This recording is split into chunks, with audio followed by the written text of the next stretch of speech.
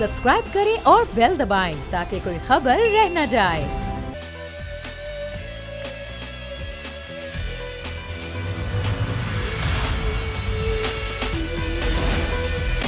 बिस्मिल्लाहिर्रहमानिर्रहीम, अस्सलाम वालेकुम। प्रोग्राम में मैं सुमैया रिजवान आपको खुश आमदीद कहती हूँ। नाजरीन, मेयर का इंतखाब, तमाम तर तनाज़ात, तहफ़्फ़ुज़ात जो कि जमात इस्लामी के थे उन सब के साथ आज हो गया और मुर्तज़ा वहाब मेयर मुंतखब हो गए, जिस पर शदीद तहफ़्फ़ुज़ात का इजहार भी किया, इल्ज़ामात भी लगाए हाफिज़ नईमुर्रहमान ने। और उन्होंने यौम स्याह मनाने का भी कल ऐलान कर दिया है। ना सिर्फ ये बल्कि उन्होंने कहा है कि हम एहतजाज करेंगे, सड़कों पर निकलेंगे और उन्होंने ये भी इस्तदा की है कि इस इलेक्शन को कलअदम करार दिया जाए। वो ये समझते हैं कि ना सिर्फ कराची का मैंडेट चोरी किया गया बल्कि कुछ लोगों को अगवा किया गया और उनको वोट के हक़ से महरूम रखा गया, जिसको यकसर तौर पर पीपल्स पार्टी ने मुस्तरद कर दिया है। लेकिन अब यहाँ पर सवाल ये उठता है कि अब पाकिस्तान पीपल्स पार्टी के मेयर और डिप्टी मेयर कराची के मसाइल को कैसे हल करेंगे। जो कुछ इख्तलाफात, तनाज़ात और तहफ़्फ़ुज़ात हो चुके, लेकिन असल मसला है कराची के मसाइल और बल्दियाती इदारों को बाइख्तियार करने का, मुस्तहकम करने का, इख्तियारात का कोई रोना ना रोए, वसाइल ना होने का कोई रोना ना रोए। जो हमेशा हमने देखा कि कराची में मेयर हमेशा यही कहता नज़र आया कि मैं बेख्तियार हूँ, मेरे पास वसाइल नहीं हैं। हम उम्मीद करते हैं कि मुर्तज़ा वहाब ना सिर्फ कराची के मसाइल को हल करेंगे बल्कि वसाइल के हवाले से भी वो कभी इस तरह की कोई बात करते हुए नज़र नहीं आएंगे। अगर मैं आज के इंतखाब की बात करूँ तो आज के इंतखाब में ना सिर्फ हंगामा आराई भी हुई, एक दूसरे पथराव भी किया गया। हैदराबाद में भी कुछ ऐसी ही सूरत हाल रही और कराची में भी। अलबत्ता 173 वोट लेके मुर्तज़ा वहाब मेयर मुंतखब हो चुके हैं। दूसरे नंबर पर हाफिज़ नईमुर्रहमान, जिनके हिस्से में 161 वोट आए। इसी पर हम बात करेंगे। कराची एक मजमूई सूरत हाल बनती है, ख़ासतौर पर बल्दियाती इदारों के हवाले से। 2020 से एक कुर्सी खाली हुई थी और उसके बाद ये अब इंतखाब हुआ, फिर उसमें भी बहुत सारी चीज़ें रहीं। उसके बीच में हमारे साथ मौजूद हैं कराची स्टूडियोज़ में नज़ीर लगारी साहब, सीनियर सहाफ़ी हैं, तज़कियाकार हैं। बहुत शुक्रिया आपका नज़ीर लगारी साहब, आपने वक्त दिया। पाकिस्तान पीपल्स पार्टी के रहनुमा निसार खोड़ो साहब भी मेरे साथ मौजूद हैं टेलीफोन लाइन पर और उनसे ही हम गुफ्तगू आगाज़ करेंगे। खोड़ो साहब, बहुत शुक्रिया आपके वक्त का। सबसे पहले तो ये बताइएगा, जमात इस्लामी पहले भी इल्ज़ाम लगाती रही कि पीपल्स पार्टी कराची का मैंडेट चोरी करना चाहती है और आज भी उन्होंने इल्ज़ाम भी लगाया और इलेक्शन कमिश्नर को ख़त भी लिख दिया कि ना सिर्फ मैंडेट चोरी हुआ बल्कि कुछ लोगों को अगवा किया गया और उनको वोट देने से रोका गया। इस पर आप क्या कहेंगे? देखिए, हाफिज साहब तो इससे पहले भी ऐसी ही बातें करते रहते थे। और तो छोड़ो, हाफिज नईम साहब के मुंह से तो ये भी निकल गया कि हम वडेरा शाही कायम करना चाहते हैं। जो हमारे वर्कर जीते उनकी उसने तौहीन की जी। उनके बंदे जीत जाए तो वो फरिश्ता हैं, हम जीते तो जी हम वडेरे हैं। ये तो हाफिज नईम साहब की जुबान थी, वो हमेशा यही कहते रहे और हम पर हमला करते रहे। मैं फिर भी उनको मुबारकबाद देता हूं कि चलो जी 161 वोट तो ले ही लिए ना, हम 12-13 वोटों से जीते तो जीते, ठीक है। हम खामखा इस चीज में हाफिज नईम साहब को समझाएं आप कि वो जबान को थोड़ा सा ठंडा रखे। इलेक्शन होती है, वोट का हक होता है, वोट की इज्जत करो और जिसने जो फैसला किया उसको मानो। वो आए, उन्होंने खुल के वोट दिया, जो नहीं आया वो नहीं आए। अच्छा, लेकिन वो एक दरख्वास्त लगा चुके थे।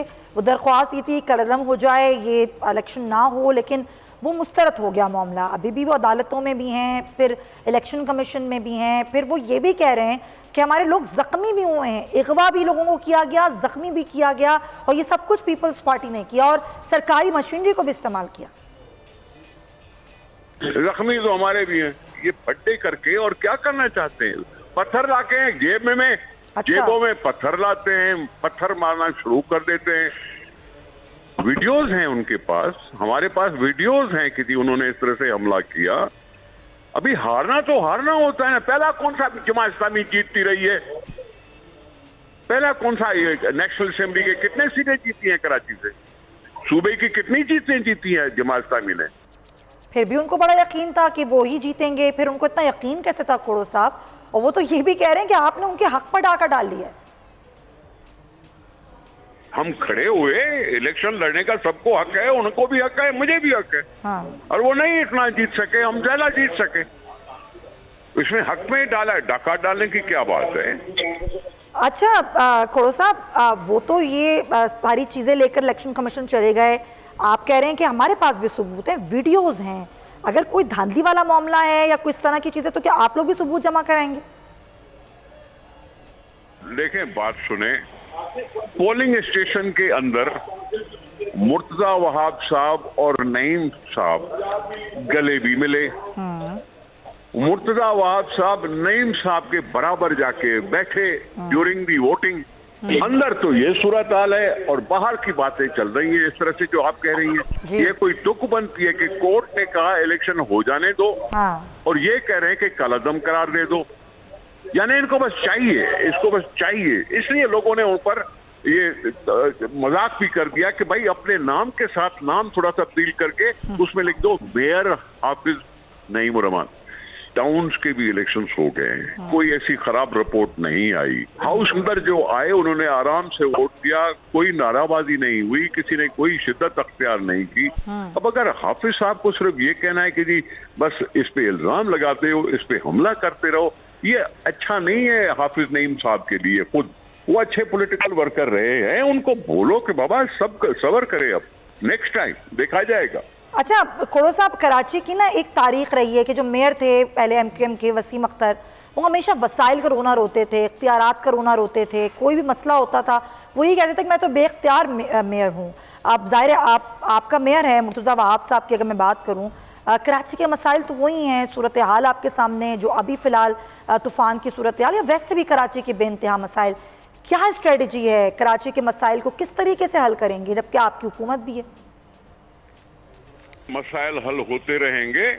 मैं आखिरी जुमला आपसे कहना चाहता हूँ, जी जी, पाकिस्तान पीपुल्स पार्टी ने उसकी हिकमत अमली और उसकी सियासत को क्रेडिट दें आप कि उसने पार्टी प्लेटफॉर्म का नाम इंट्रोड्यूस किया लोकल बॉडी इलेक्शन में भी, और उस पार्टी बेसिस पे इलेक्शन ने आज इस सिंध से लिसानियत, फिरकावारियत, ऊंचाई नीचाई सबको खत्म करके पीपुल्स पार्टी सारी सिंध में जीत गई।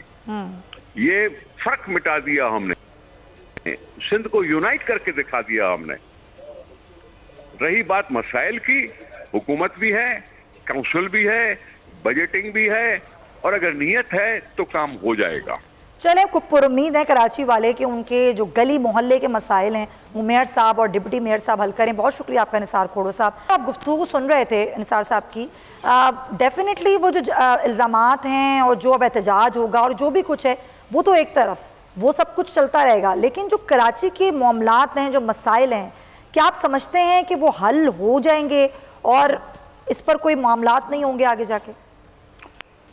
हम देखते हैं कि कराची शहर के अंदर जो भी काम हुए हैं माजी में, ऐसा नहीं है कि जिस पर हम फ़ख्र करें कि जी काम कमाल हुए हैं। और पाकिस्तान 60s तक, अर्ली 60s तक, वो भी लेट 60s में फिर तो हालात ख़राब ही होते गए थे, तो शहर में एक काम हुआ था। भी क़याम पाकिस्तान से पहले और बाद में काम होता रहा है और इतना शानदार ये शहर होता था, इसको रोज़ाना पानी से गुस्ल दिया जाता था, इतनी सफाई थी कि यह जब बादशाह थाईलैंड के आए थे इस दौरे पर तो उन्होंने आकर कहा था कि मैं वापस जाकर बैंकॉक को कराची बनाऊंगा। सही बात है। तो अब आप खुद देख लें कि बैंकॉक कहाँ खड़ा हुआ है और कराची कहाँ खड़ा हुआ है। उसके बावजूद यहाँ पर जो मेयर रहे हैं, अगर उनकी हिस्ट्री देखें और ख़ास तौर पर पिछले 50 साल की हिस्ट्री देखें, तो पहले तो एक ज़माने में ये इंस्टीट्यूशन ही नहीं रहा और बीडी के इलेक्शन हुए थे और उसके अंदर जो नतीजा हुआ था, जिस तरह से इलेक्शन हुए थे, वो हमारे सामने था कि किस तरह से धांधली की गई थी या जो भी तरीका अख्तियार किया गया था। तब भी कराची में कोई मेयर नहीं लाया गया था। तो पहले मेयर का इलेक्शन जो है कराची में हुआ 1979 में। ये पिछले तमाम इंतखाबात के बाद जो पूरा एक प्रोसेस आया है, वो जनरल ज़िया ने करवाया इलेक्शन और कराची शहर में रिज़ल्ट भी आ गया था। और रिज़ल्ट में ये था कि 3 वोट अब्दुल खालिक अल्लाह वाला जो पीपल्स पार्टी के उम्मीदवार थे उनके ज़्यादा थे और बाकी तमाम जमातों ने इत्तेहाद किया था पीपल्स पार्टी के ख़िलाफ़। और तमाम इत्तेहाद करने के बावजूद भी उनके वोट 3 कम हो गए थे। JUP उनके साथ, मुस्लिम लीग उनके पास, और पार्टियां सारी उनके साथ थीं, और उसके बावजूद 2-3 वोट कम हुए तो पीपल्स पार्टी के 3 वोट कैंसिल कर दिए गए और मेयर अब्दुलस्तार अफगानी बना दिए गए। बिल्कुल। उनके दौर में मुझे एक बात नहीं समझ में आती, कौन से बड़ा मेगा प्रोजेक्ट कराची को दिया गया है, या उसके बाद दूसरी मुद्दत के लिए वो मुंतखब हुए उस दौर में। सॉरी मैं आपको यहाँ पे कट करूँ, जो आप वाकई का जिक्र करें ज़ाहिर जमात इस्लामी के जो मेयर थे, उसमें पीपल्स पार्टी इल्ज़ाम लगाती है कि उस वक्त हमारे लोगों को थाने बिठा के रखा था, ना उनको वोट कास्ट करने दिया गया था, तो ये धांधली तो पहले जमात इस्लामी ने की थी।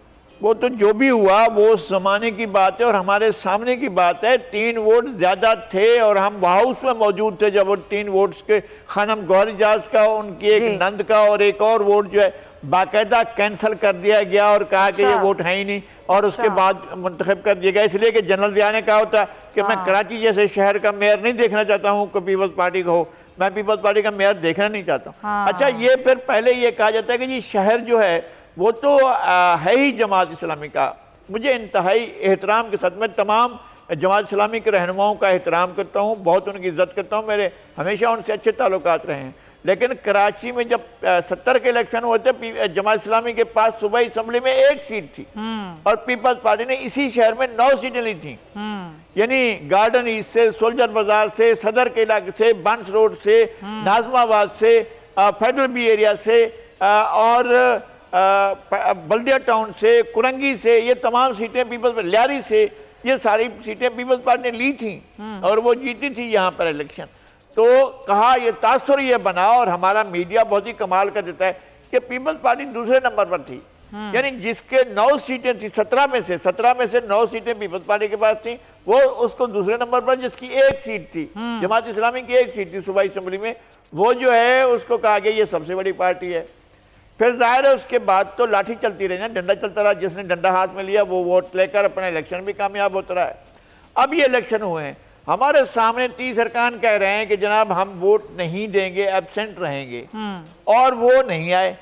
नहीं आए की जिम्मेदारी अब तो ये मेरे ख्याल में मुर्जा वहाब को जाकर उनको कहीं से भी लाना चाहिए था और अपने खिलाफ वोट कराने के लिए कहना चाहिए था, भाई मेरे खिलाफ वोट कर दो ताकि डॉक्टर साहब जीत जाएं। तो ये तो होने से रह गया है और ये उनकी ज़ाहिर गलती है। उन्होंने ऐसा नहीं किया कि डॉक्टर साहब को लिए वोट कराने के लिए, और वो जो खुद कह रहे हैं कि हमने एब्सेंट किया है अपने आप को, उनको एब्सेंट करने वालों को जो खुद नहीं आए हैं और जिन्होंने कहा है कि हम वोट नहीं देंगे, किसी को भी नहीं देंगे, तो उनकी वजह से जो है वो हाफिज नईमुर रहमान साहब रह गए हैं। तो ये एक सूरत हाल पैदा हुई। मेरे ख्याल में अब आगे बढ़ना चाहिए शहर में, बिल्कुल शहर का ये तकाजा है। अच्छा, मैं फिर एक सिर्फ जिक्र करता हूँ कि जब पार्टी लेस इलेक्शन हुए थे जी, और जब 85 के इंतखाबात हुए थे और पार्टी नहीं थी, यानी पार्टी कोई किसी पार्टी को नहीं, सिर्फ आज़ाद उम्मीदवार के तौर पर लड़े थे, तो जमात पीपल्स पार्टी ने बाइकाट कर दिया था जी। जमात इस्लामी को उस बाइकाट के बावजूद भी, और अभी उनके वजूद में नहीं आई थी जी, उस वक्त जो है टोटल इन्होंने 4 या 5 सीटें ली थी कराची शहर में। बिल्कुल ऐसा ही है। तो अब जो है हम कैसे ये कहें कि जनाब कौमी असम्बली में आप नहीं आते, सूबाई असम्बली में आप नहीं आते। साहब भी बात कह रहे थे कि ना आप असम्बलीज में हैं, तो फिर आपको ऐसा क्यों लगता है कराची के सारे लोग आपको ही वोट देना चाहते थे जो हमने नहीं देने दिए और हमने छुड़वा दिए। पॉइंट टेकन लगाई साहब, बहुत शुक्रिया कि आपने वक्त निकाला। असल मामला जो लगाई साहब ने कहा है वही है कि हमें आगे बढ़ना चाहिए, इख्तलाफात को पसे पुश डाल के सबको मुत्तहिद होकर कराची के आवाम के मसाइल हल करने पर तवज्जो देनी चाहिए। गली मोहल्लों के हों, सड़कों के हों, इस शहर के हों, बहुत बड़ा शहर है, बहुत खूबसूरत शहर है, इसको दोबारा खूबसूरत बनाने के लिए काम कीजिए। एक ब्रेक लेते हैं, फिर वापस आते हैं।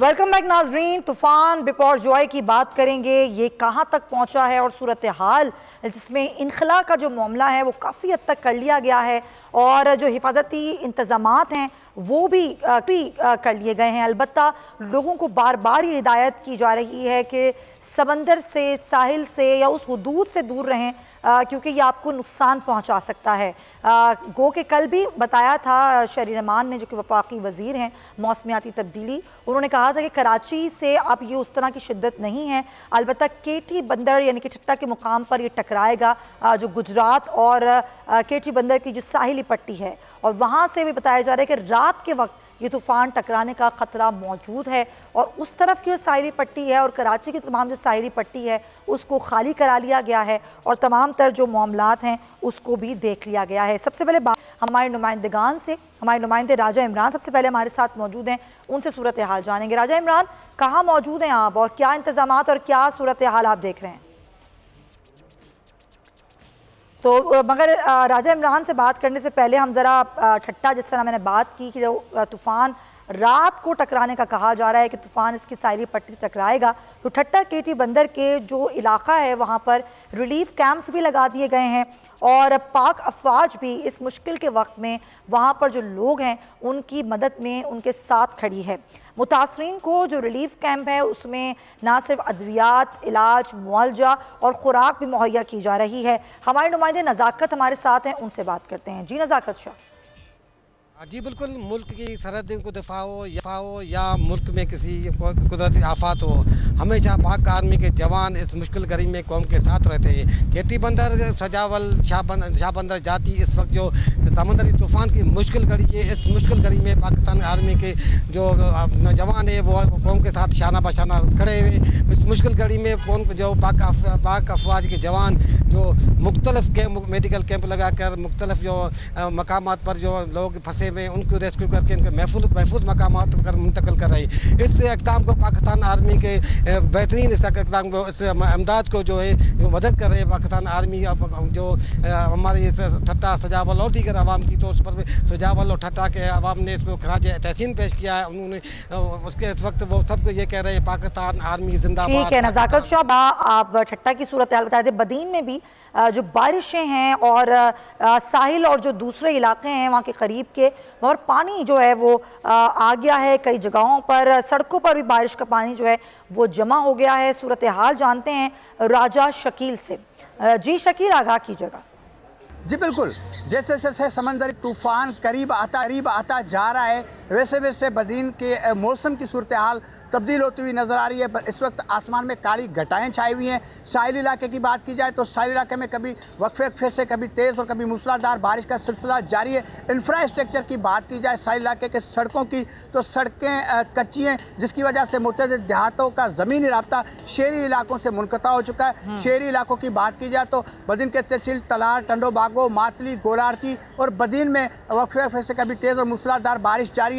बारिश की वजह से जो है वो नशेबी इलाकों तो ज़ेरे आब आ चुके हैं। नदी नालों की सफाई ना होने की वजह से सड़कों पर बारिश का पानी जमा हो चुका है। उसके अलावा गलियों में भी बारिश का पानी जमा है। ज़िले इंतज़ामिया बदीन के इक़दामात की बात की जाए तो डिप्टी कमिश्नर बदीन सिर्फ अपनी कैंप ऑफिस तक मौजूद हैं, दीगर सरकारी अफसरान अपने दफातर में ही बैठे मजे ले रहे हैं। शहरियों की मदद के लिए इस वक्त तक ठीक है राजा शुक्रिया। ये सूरत हाल थी। अब थर पारकर का रुख करते हैं।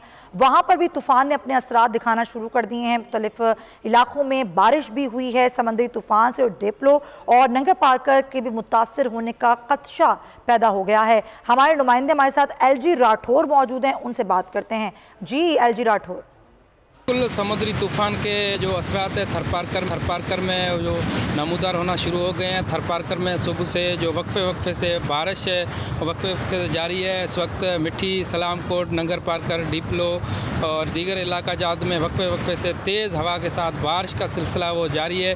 उसके अलावा ज़िले इंतज़ामिया की जानब से जो समुद्री तूफ़ान के पेश नज़र ज़िले भर में जो एमरजेंसी नाफज कर दी है। उसके अलावा जो महकमा मौसमियात के मुताबिक जो थरपारकर की जो तहसील डिप्लो और नगर पारकर जो है वो शदीद मुतासर होने का खदशा है। और ज़िले इंतज़ामिया की जानब से तहसील डिप्लो के कुछ गाँव हैं उनको वहाँ पे महफूज मकामात पर मुंतकिल करने के लिए ऐलानात किए गए हैं। वो मगर वो जो मकीन है अभी तक अपने घरों में मौजूद हैं। ज़िले इंतज़ामिया की जानब से उनको महफूज मकामात पर मुंतकिल करने के लिए अभी तक कोई इंतज़ामात नहीं किए गए हैं। सिर्फ कागजात में 66 ज़िले भर में जो कैंपें। ठीक है LG राठौर, बहुत शुक्रिया। ज़रा कराची कराची का रुख करते हैं। कराची में जो सूरत हाल है वो क्या है, इंतजामात और लोगों के इनखला के हवाले से हमारे नुमाइंदे राजा इमरान हमें ज्वाइन कर चुके हैं। जी राजा इमरान, क्या सूरत हालात देख रहे हैं कराची की? जी बिल्कुल, समुद्री तूफान के पेश नज़र अगर इंतजाम की बात की जाए तो हुकूमत की जानब से बड़े दावे किए जा रहे हैं, लेकिन इसके बरक्स जो है बहुत सारी चीज़ें ऐसी हैं जिनके इंतजाम अभी तक नहीं हुए। क्योंकि अभी भी समुद्री तूफान जो है उसकी पेशकदमी जारी है और 220 किलोमीटर दूर है कराची से। और इंतजाम की बात की जाए, जैसे कि सीवरेज के जो निज़ाम है वो भी अभी उस तरह से नहीं है। और महकमा मौसमियात की बात की जाए तो उनकी जानब से ये बताया गया है कि 100 मिलीमीटर जो है बारिश होगी। ये तमाम तरह सूरत हाल है। इस वक्त मैं सीवी पर हूँ, सुबह हम देख रहे थे पानी बहुत ज्यादा था, फिर थोड़ी देर बाद कुछ कम हुआ। इस वक्त जो है ताज़ा तरीन जो सूरत हाल है, काली घटाएं हैं, बादल हैं और तेज हवा चलती है और उसके साथ साथ पानी का बहाव भी जो है वो तेज हो रहा है और तेज लहरें जो है वो जो हिफाजती दीवार है उसके बाहर आना शुरू हो चुकी हैं। तो ये सूरत हाल है।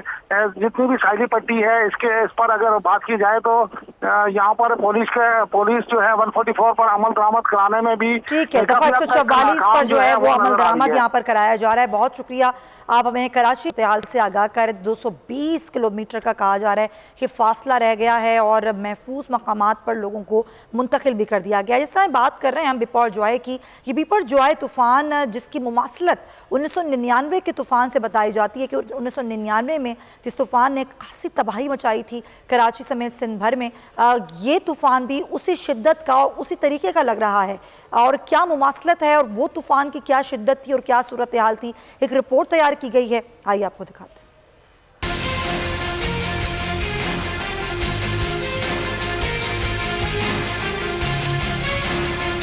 बायपरजॉय नामी बड़ा खतरा सिंध के साहिलों की जानिब तेजी से बढ़ रहा है। शदीद खतरनाक कैटेगरी तूफान की 40 फीट ऊंची भिपरी बेकाबू लहरें जैसे जैसे आगे बढ़ रही हैं, वैसे वैसे तबाही करीब आती जा रही है। समंदर की बदमस्त बागी लहरों का शोर खतरे की घंटियां पीट रहा है। अंदाजा लगाया जा रहा है कि ये तूफान केटी बंदर से गुजरेगा और इसके शदीद असरात देखने को मिल सकते हैं। लेकिन एक और बात इस तूफान को मजीद तशवीशनाक बना रही है, वो है इसकी सन 1999 में हशर बर्पा करने वाले तूफान से मुमासलत। जी हाँ, आज से 2 दहाई कबल भी समंदर की मनमौजी बागी लहरों ने सूबे सिंध में वो तबाही फैलाई थी जिसके असरात आज भी मौजूद हैं। खतरनाक लहरों ने सैकड़ों अफराद को निगल दिया था। 1,38,000 घर और 2,56,000 एकड़ ज़रे जमीन तबाह हुई थी। इस 02A नामी खतरनाक तूफान को महकमे मौसमियात के माहिरीन बायपरजॉय से मिला रहे हैं, क्योंकि उनका मानना है कि बायपरजॉय भी इस मुकाम से वजूद में आया है जहाँ से 1999 वाला तूफान वजूद में आया था और न सिर्फ उसी रूट पर सफर कर रहा है बल्कि इसकी रफ्तार भी वही है जो 1999 में थी। 02A तूफान भी केटी बंदरगाह से टकराया था और बायपरजॉय के भी केटी बंदरगाह से गुजरने की तवक्को की जा रही है।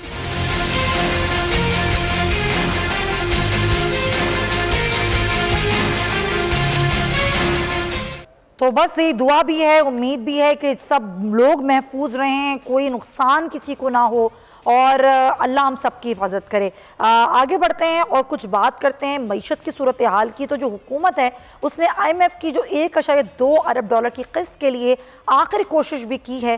चीन के 1 अरब डॉलर को लौटाकर वजीर ख़जाना इसहाक डार ने IMF के नुमाइंदे नितिन पोर्टर से बजट के बाद पहली वर्चुअल मुलाकात की है। ज़रा ये कहते हैं कि ये मुलाकात बेसूद रही और अब अगली मुलाकातों में IMF के उठाए गए खदशात दूर किए जाएंगे। चीनी खर्च चुकाने से ज़र मुबादला के ज़खायर मज़ीद घटकर 3 अरब डॉलर की ख़तरनाक सतह पर आ चुके हैं और IMF की टीम ने बिजली सब्सिडी पर एतराज़ उठाया है जो इस बजट में 1000 अरब रुपए मुकर्रर की गई है।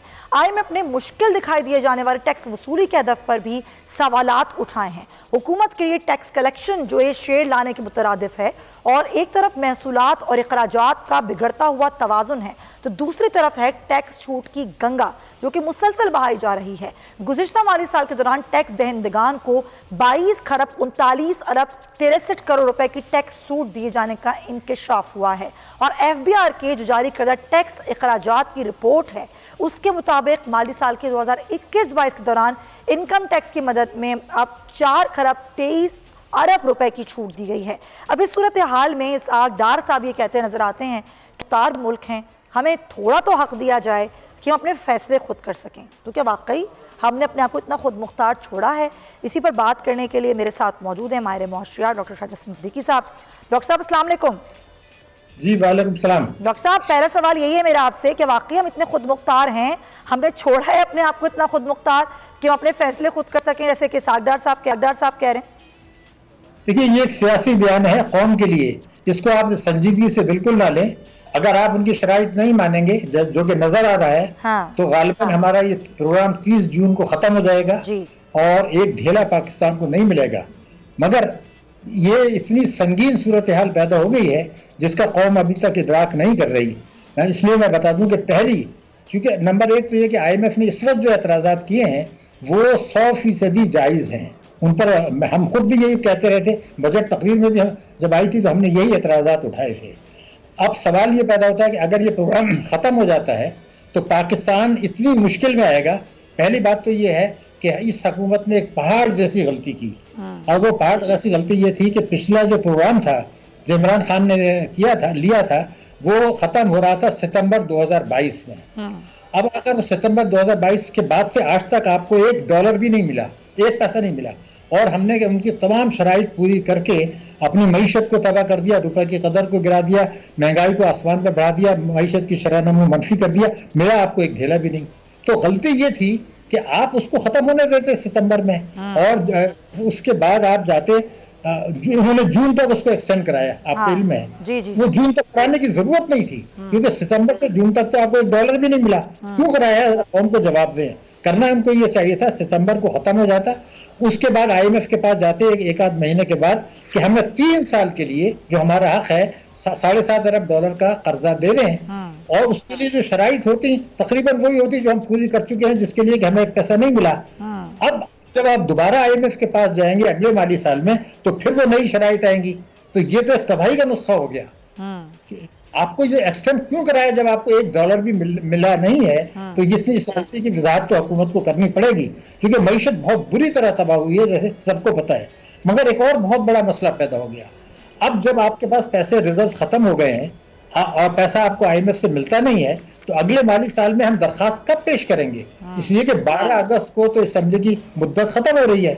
अगर 12 अगस्त को इसकी हुकूमत मुद्दत खत्म होती है और केयर टेकर्स आते हैं, और अगर इलेक्शन होते हैं तो दिसंबर में जाके कहीं आप दरखास्त देंगे, और दिसंबर में जब देंगे तो कई महीने लगेंगे, उस वक्त तक तो आप। और इस सारी सूरत हाल में जो हमें अदायगियाँ करनी है, एक तो पहली बात वो हम कैसे करेंगे, टैक्स वसूलियों का जो हदफ मुकर्रर किया गया है शायद साहब वो कैसे करेंगे, ऑस्टेरिटी मेजर्स की बात की जाती है जो कि हमें प्रैक्टिकली उसकी कोई एक्सरसाइज नज़र नहीं आती, तो फिर ये सब कुछ होगा कैसे जो कहा गया है बजट में?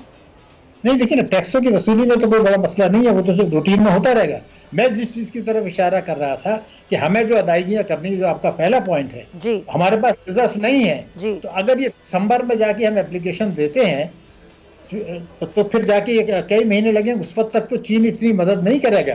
तो क्या हम 12 अगस्त को इसलिए जो है असेंबली डिसॉल्व नहीं करेंगे कि हम IMF के पास जाना है? पहला सवाल तो ये है, बहुत बड़ा सवाल।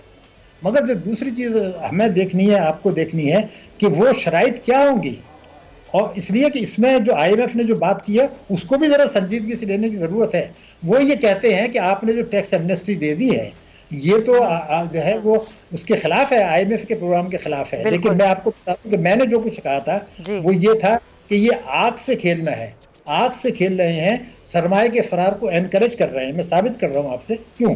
देखिए, ऐसा हुआ था कि हमारे यहाँ जो रेमिटेंसेज आती हैं, तो जब 2016-17 में जबकि PMLN की हुकूमत थी, उस वक्त भी हमने हंगामा किया था, तो PML हुकूमत ने उसको एक्सेप्ट किया था और ये कहा था कि ठीक है, अब 1 करोड़ से ऊपर की जो रेमिटेंसेज आएंगी उस पर स्टेट बैंक तहकीकात करेगा, बड़ा ठीक है। उसके बाद PML, उसके बाद हुकूमत बदली, तहरीक इंसाफ आई, उन्होंने 50 लाख कर दिया कि जी इसको मजीद कम करें, यानी हमें उम्मीद थी कि ये खत्म हो जाएगा। अब अचानक आपने 50 लाख से बढ़ा के $1 लाख यानी 3 करोड़ कर दिया। अब आप 3 करोड़ का जब ये ड्रामा मचेगा कि पहले होगा ये कि चोरी का पैसा बाहर जाएगा हुंडी के जरिए, वो रेमिटेंस से जब पाकिस्तान में आएंगी तो उस पर $1 लाख के ऊपर 25 लाख का नुकसान होगा, कोई 3-4 हज़ार अरब रुपए का टैक्सों में नुकसान हो जाएगा। उसके बाद वो पैसा जो है लोग मार्केट से डॉलर खरीदेंगे, फॉरेन करेंसी अकाउंट में जमा करेंगे, वो फिर बाहर चला जाएगा। तो ये तो आपने आग से खेला, मिला तो कुछ भी नहीं। तो ये तो खत्म होने की बात चल रही थी पिछले 7-8 वर्षों से, अब आपने उसको पूरे को रिवर्स कर दिया। तो ये तो मईशत के लिए अगर IMF तो क्या तो ये मुझे बताएं शाहिद साहब, क्या इनको समझ में नहीं आता ये जानबूझ के अगर आग से खेलते हैं तो क्यों खेलते हैं? फिर एक और बात जो कि यकीनन अलार्मिंग है तमाम लोगों के लिए कि सागदार साहब ने ये क्यों कहा कि आपका जो भी कोई पैसा है बैंकों में या फिर आपके सोना है तो वो महफूज है, हम उसको मुंजमद नहीं करने का सोच रहे। ऐसी बात उन्होंने क्यों कही? नहीं, वो तो उन्होंने अच्छा किया कह दिया, लेकिन वो खतरा तो लोग महसूस कर रहे हैं। हाँ, बिल्कुल। पहली बात ये ताकतवर तबकों को नवाजने के लिए एक मुतालबा ये आ रहा था कि आप चोरी के पैसे को वाइट करें, एक और एमनेस्टी लेकर आए जी। तो वो उन्होंने एमनेस्टी ये लेकर आ गए कि जी आप चोरी का पैसा बाहर भेजें, रेमिटेंस से आए, उसके बाद डॉलर में जमा करें और भेज दें। इसलिए कि सुप्रीम कोर्ट में ये रिकॉर्ड पर है कि एक साल में 20 अरब डॉलर की रेमिटेंसेज आई, उसी साल 15 अरब डॉलर चला गया। तो हमें तो ये कानून बदलना था कि आप मार्केट से जो पैसा डॉलर खरीदेंगे वो आप बाहर नहीं भेज सकते सिवाय तालीम, इलाज, मुआवजे के। वो भी नहीं किया। और वो 50 लाख की जो लिमिट थी उसको शायद 25 लाख कर देते। अब आपने 3 करोड़ करके पूरे प्रोसेस को रिवर्स कर दिया, सिर्फ ताकतवर तबकों को नवाजने के लिए, जिनको जो टैक्स चोरी कर रहे हैं, जो कौमी दौलत लूट रहे हैं। इसमें FATF भी आपको एतराज करने वाला, मैं बता दूंगा। तो सही यही तो IMF भी कह रहा है, वही सही, आप बिल्कुल दुरुस्त फरमा रहे हैं कि वो लोग जो कि टैक्स चोरी कर रहे हैं, जो कि यहाँ से पैसा लेकर बाहर जा रहे हैं, आपने तो उनके लिए आसानियां कर दी और वो टैक्स नेट में नहीं है, उनके लिए तो पाकिस्तान जन्नत है ना फिर शाहिद साहब। जी, लेकिन टैक्स चोरी का खाली नहीं है, जो कौमी दौलत लूटते हैं, स्मगलिंग का पैसा है, रिश्वत का पैसा है, लूटमार का पैसा है, वो सारी टैक्स चोरी नहीं है। ये ऐसा पैसा है जो जब्त होना चाहिए था, उनको जेल जाना चाहिए था, वो ये खेल कर रहे हैं। एक तो ये बात हो गई। तो हुकूमत को तो पता है कि ये क्या कर रहे हैं, क्योंकि मुस्लिम लीग नून ने मंशूर में ये लिखा था कि काले धन को सफेद होने से रोका जाएगा, उसके बगैर मईशत ठीक नहीं हो सकती। वो खुद कह रहे हैं और उन्होंने खुद बनाया था 1 करोड़ का कानून, फिर 50 लाख का बनाया। अब ये जो रिवर्स कर दिया तो ये तो बड़े पैमाने पे फ्लाइट ऑफ कैपिटल होगा। इसको मैं कहता हूँ शैतानी चक्कर।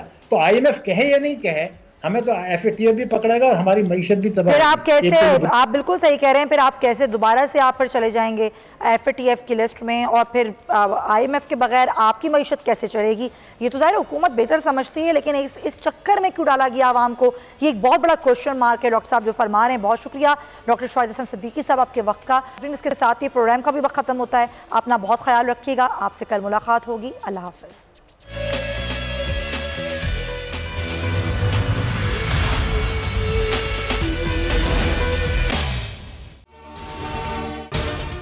अगर आपको ये वीडियो पसंद आई है तो सब्सक्राइब करें और बेल आइकन पर क्लिक करें। बिपरजॉय तूफान के खतरात कराची के साहिल तक पहुंच गए। समुद्री तूफान और शदीद बारिशों में नुकसान से बचने के लिए आवाम ये एहतियाती तदाबीर इख्तियार करें। दफा 144 पर अमल करें और हरगिज साहिल का रुख न करें। साहिल समंदर के नशेबी इलाकों में रिहाइश पजीर अफराद फौरी तौर पर महफूज जगह पर मुंतकिल हो जाएं। दौरान बारिश और आंधी में गैर जरूरी बाहर निकलने से परहेज करें। तमाम जरूरी अद्वियात प्लास्टिक के बैग में अपने साथ रखें। बिजली के तार और खंभों से दूर रहें और उन्हें हरगिज ना छुएं, ये जानलेवा हो सकती हैं। गाड़ी चलाते हुए एहतियात करें और स्लो ड्राइविंग करें। गाड़ियों और मोटरसाइकिल को बिजली के खंभों के नीचे पार्क मत करें। दरख्तों, साइन बोर्ड और PMT के नीचे खड़े ना हों। जनरेटर या पानी की मोटर को गीला होने से हत्तुल इम्कान बचाएं।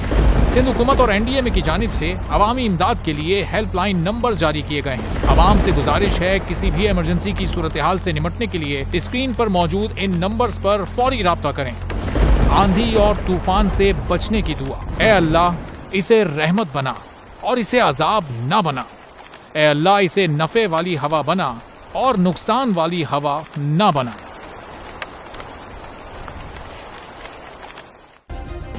सब्सक्राइब करें और बेल दबाएं ताकि कोई खबर रह न जाए।